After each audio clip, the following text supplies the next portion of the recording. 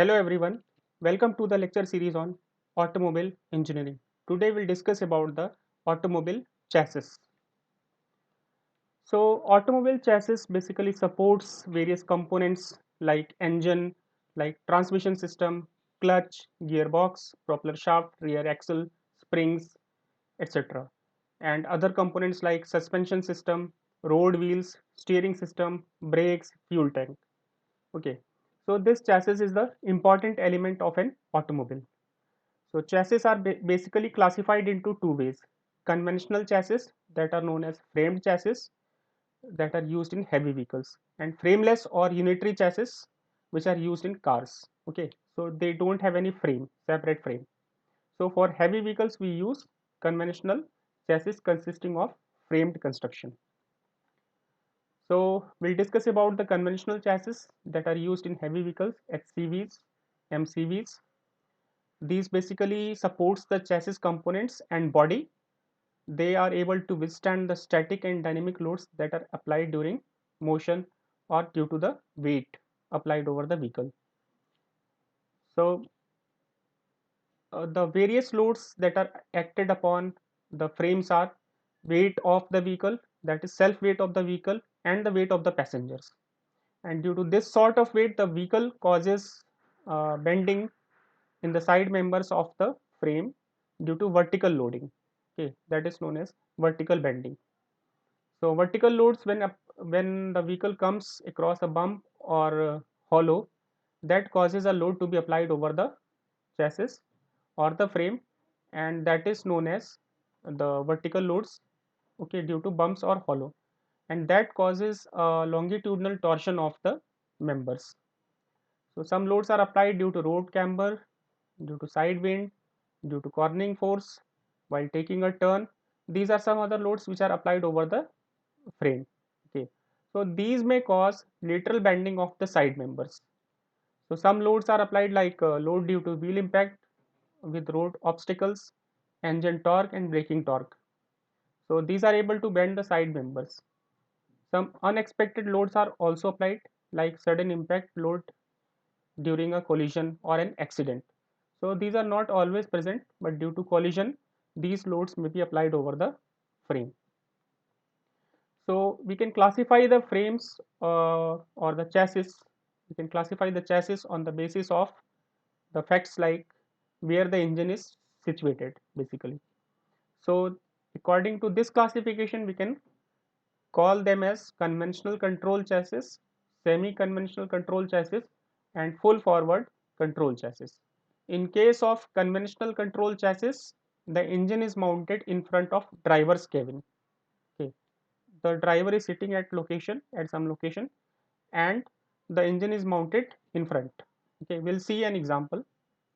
Semi conventional control chassis: in this type of chassis the engine is mounted, that half of the engine is inside the cabin and half outside the cabin, like in Tata 407 vehicles, 407.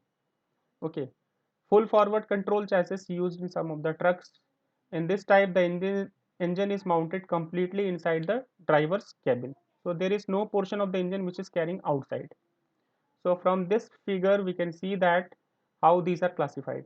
So in case of conventional control chassis, we have the engine mounted at the front of the driver's cabin. Okay, so there is some distance between the center of the driver and center of the engine. So it is mounted in front of the driver's cabin. In case of semi conventional control chassis, the engine is partially mounted outside the driver cabin and partially inside the driver cabin, like in ambulances, like in Tata 407 vehicles. Full forward control chassis have the engine mounted inside the driver's cabin. Okay, that we have seen in buses, in trucks. So this sort of chassis does not allow the engine to go outside the driver's cabin. So now we'll discuss about the frame construction. So this sort of frames are used in heavy commercial vehicles. Okay, so these have some longitudinal members. This A is the longitudinal member.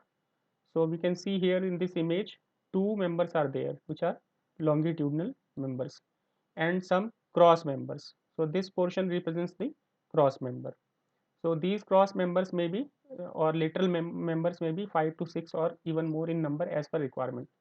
So these cross members are also sometimes fitted with the diagonal members so as to bear heavy loads, okay, and as per the requirement. So the supporting brackets are fitted over here. So these are the supporting brackets to support the load, okay, to support other loads. And some dumb irons are fitted over here like this for bearing of spring shackle. So when we fit the shackles here to support the leaf spring, that will be helpful. So this uh, one more bracket is provided there for mounting the springs. So using this bracket we can mount the leaf spring or coil spring as per requirement. So we can observe from this figure that the frame is not straight when viewed from the side view. Okay, that is not a that is not linear in fact. So it is lifted from this portion and from this portion. So this is known as upswept.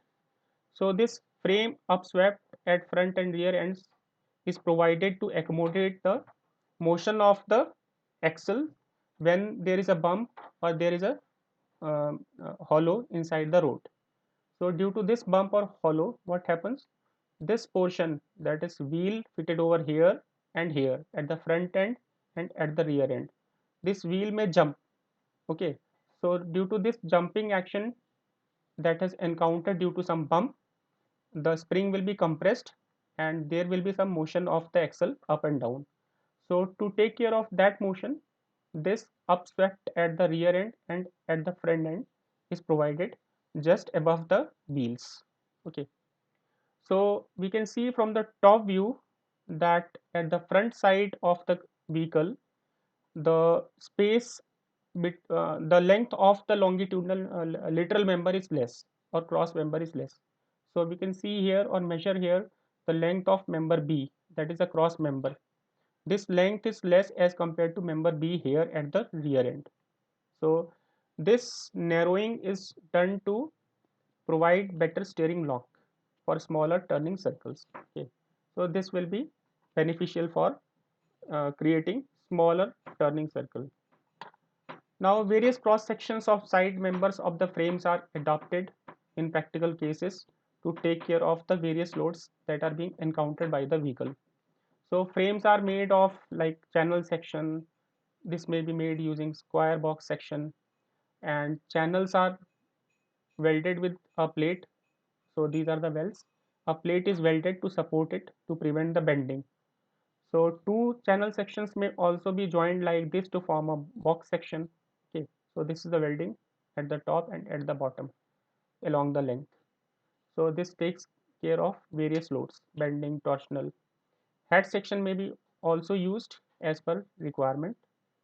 So back to back channels may be welded to get an eye section. So this is beneficial one which takes care of the various loads.